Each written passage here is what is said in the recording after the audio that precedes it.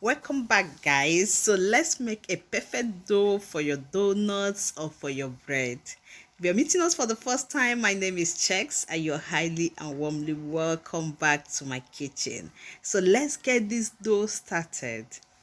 You're going to start by shifting your flour. Yes, this is a very important step in every dough making because as you're sieving your flour, air is passing through it and it helps it to rise very well, unlike when you just pack your flour and then pour them inside the bowl and start working with it.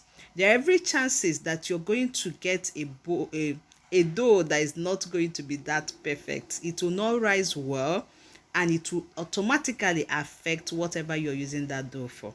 So the very first step is by sieving through your flour. So here I have 3 cups of flour properly sieved, okay, and ready for the magic. As always, we are going to go in with our yeast also, guys. We are using dry yeast for this recipe. We are going to go in with our cup of sugar as well.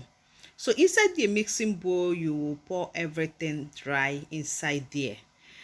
Note that I've not added any liquid, like I've not introduced butter, and because of that I've not introduced salt as well, because we are going to be using salted butter at the end. Okay, so mix everything thoroughly, just combine them very well before you introduce your salted butter.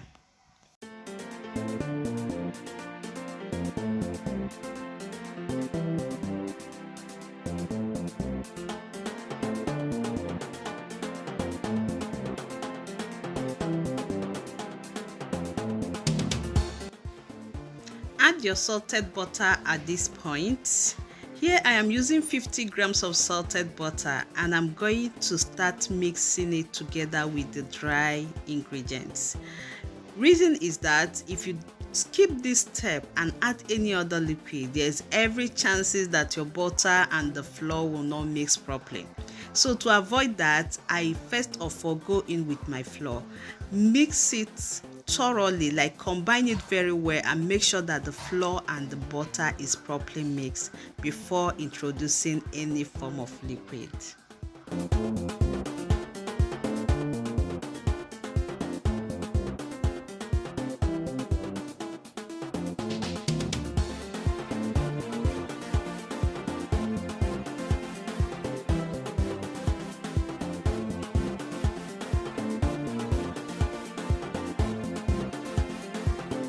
You can use your hand to do this if you don't actually have a mixer, guys. So don't feel that you don't have this mixer, you cannot make a perfect dough.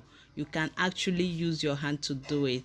I've actually made bread and other doughs with hand without using a mixer, guys. So you can just check them up on my channel, guys. You can check out my bread and other things that I've done without a mixer on my channel.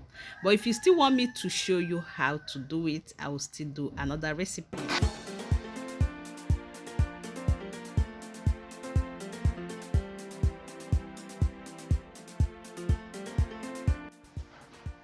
Once you get your dough to this stage that you're seeing already, you have to transfer now to your table and continue working on your dough.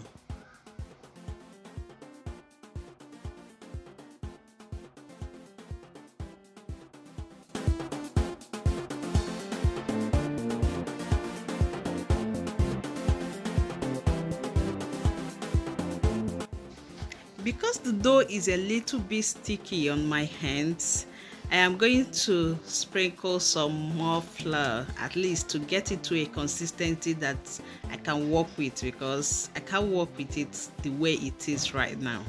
So if you get your dough and it comes out this way, nothing spoiled, okay? Just go ahead and sprinkle some more flour on it and get it to your desired consistency.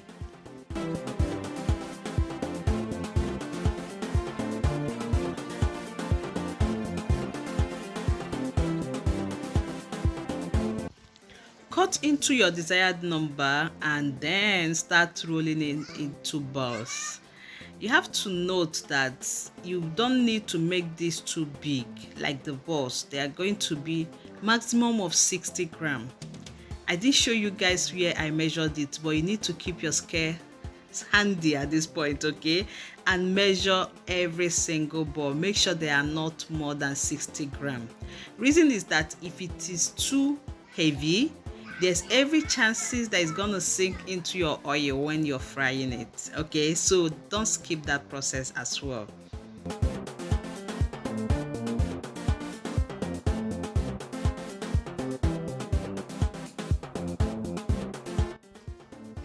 Always make sure to separate every single dough with a separate pepper. It will make the work easier for you when you're frying it. If not, your dough might deflate when you're trying to pick it one after the other straight from your pan, okay? But when it is separate, it makes it easier. You just have to pick one pepper and put it inside the oil and fry. After that, you keep it away for it to rise for at least 30 minutes, guys. This is what it looks like after it is well risen.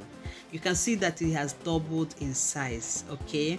Now you go ahead and start frying your donuts. So you just take your time and take them one after the other. Don't pack so much in at a time, okay, except you have a big frying pan, then you can do as many as you want, as many as it can contain at a time, okay. If not, if you have a smaller pan, just take your time and be patient and fry one at a time. Now on this frying, you have to be conscious of the heat. Don't start with high heat, if not your dough will not be properly cooked, okay. You will have a dough that the outside is looking so attractive but the inside is still very fresh. Very fresh, as if it's just coming out of the mixer. You will not believe, okay, and that is because you used a very high heat and obosoko, yes, in my dialect, obosoko, like it to look cooked outside but the inside is not cooked. So be conscious of your heat. Start off with a very low heat and watch it and increase as need be, but don't ever use high heat. The maximum you will use, guys, is medium heat, okay. Repeat the same thing for the remaining doughs and your donut is ready, okay. So that is all about this video. Thank you guys for watching till this point. Don't forget that I love you and see you in my next one. Bye.